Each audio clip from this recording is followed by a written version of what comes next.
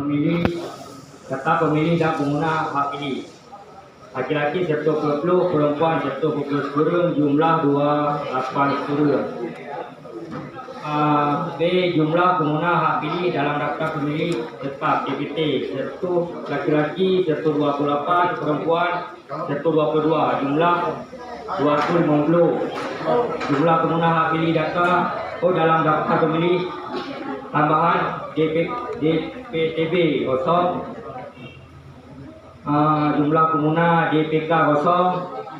Jumlah pengguna hak pilih B1, B2, B3 laki-laki 128, perempuan 122, jumlah 250. Jumlah surat suara yang diterima termasuk surat suara cadangan 2%, 295. Jumlah surat suara yang digunakan 250.